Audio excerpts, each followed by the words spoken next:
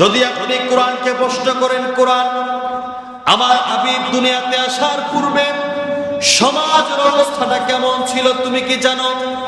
আল্লাহ পাক তোমাকে কিছু জানিয়েছে।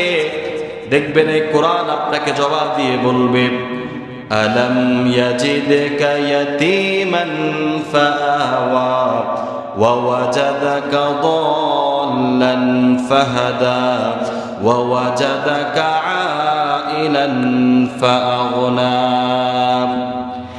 এরপরে আপনি কোরআনকে যদি প্রশ্ন করেন, কোরআন আমার হাবিব দুনিয়াতে আসার পরে আমার রাসূলের সুন্দর একটা নাম ছিল, এই নাম তুমি জানো? এই নাম সম্পর্কে তোমার অবগত ধারণা আছে? এই কোরআন আপনাকে জবাব দিয়ে বলবে, ওয়ামা মুহাম্মাদুন ইল্লা রাসূল কদ খলাকা মিন ক্বাবলিহির রাসূল।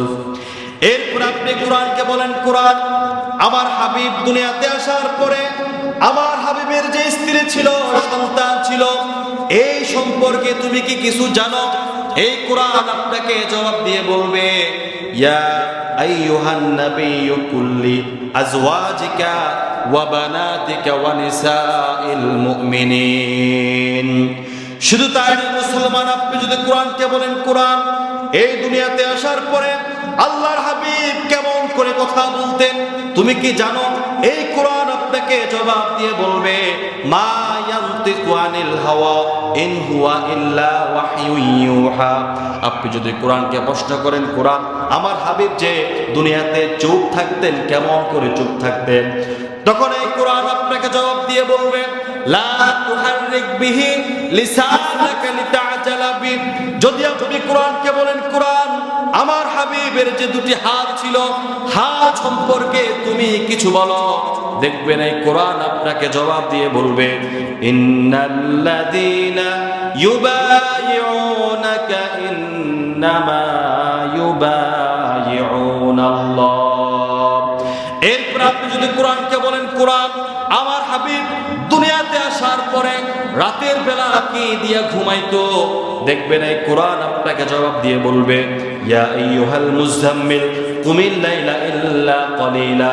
যদি আপনি কোরআনকে বলেন, কোরআন আমার হাবিব দুনিয়াতে কোন শহরে বসবাস করতেন? দেখবেন এই কোরআন আপনাকে জবাব দিয়ে বলবে, লা উকসিমু বিহাদাল বালাদ ওয়া আনতা হিল্লুম বিহাদাল বালাদ।